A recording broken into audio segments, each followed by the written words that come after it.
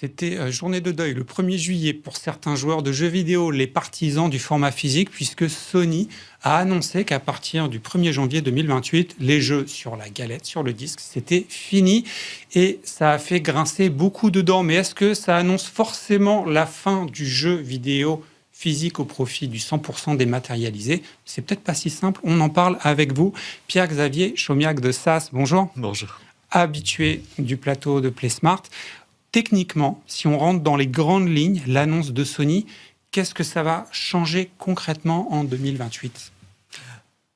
Pas tant de choses que ça en réalité. Le mouvement de dématérialisation des contenus est quelque chose qui existe et qui s'est développé même depuis les années 80 et avec évidemment Internet, avec le cloud gaming, etc.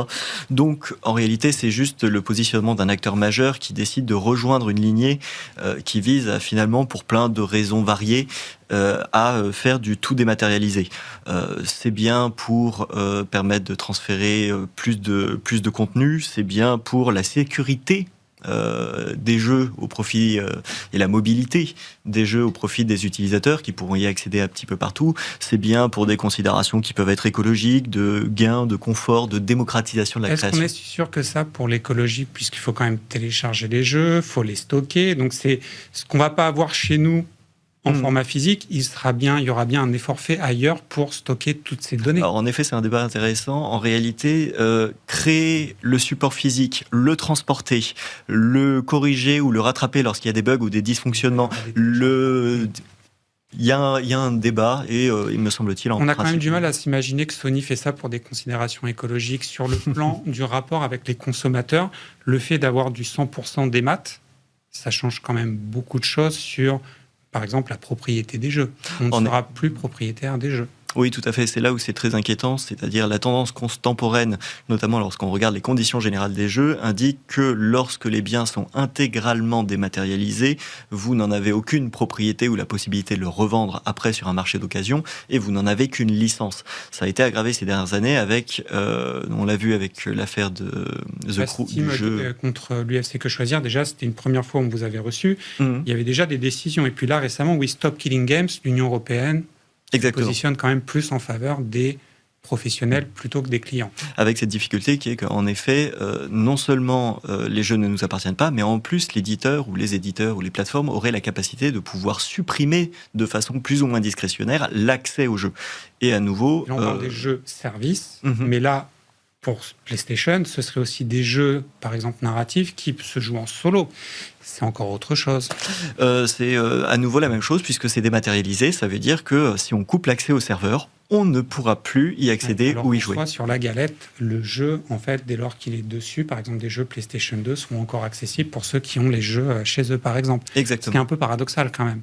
Ce qui est fondamentalement paradoxal, mais ce qui, à nouveau, fait écho à d'autres industries de contenu numérique. On peut penser au DVD ou au CD, on peut penser à la musique. On trouve toujours du physique dans certains magasins, chez certains distributeurs. Et là, la question pour Sony, parce qu'on parle du 100% ou quasiment 100% dématérialisé dans l'univers du PC, ça fait 20 ans. Sauf que dans le PC, on peut acheter un ordinateur. En fait, il n'y a pas de monopole d'une machine. La PlayStation qui sort une machine 100% digitale, c'est peut-être risqué par rapport à la concurrence, puisque les concurrents, les autres consoles peuvent se dire, si on garde une possibilité de physique, c'est un avantage concurrentiel quand même.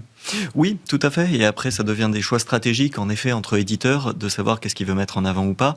L'interopérabilité de la plus grande partie des jeux et des licences aujourd'hui, en effet, laisse penser qu'il y aura une vraie guerre entre éditeurs et constructeurs de consoles. On verra après, in fine, finalement, s'il y a un véritable enjeu ou un intérêt aujourd'hui pour les personnes de garder cette copie physique. Outre, en effet, pour la préservation du patrimoine vidéoludique, ou alors, en effet, pour les collectionneurs qui veulent garder ça.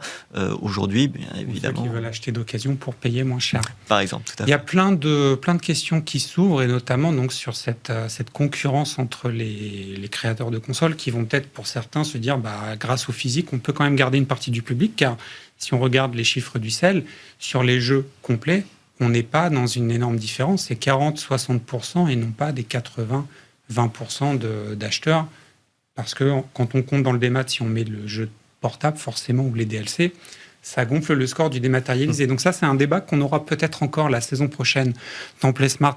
Merci beaucoup Xavier Pierre Chomiac de SAS, avocat spécialiste droit du numérique, qu'on accueille régulièrement sur le plateau de PlaySmart. On continue avec un grand patron, Geoffroy Sardin, c'est le patron de Pull-Up, et vous allez voir, son entreprise, elle continue de faire du physique, et c'est un choix aussi stratégique. Vous allez le voir tout de suite.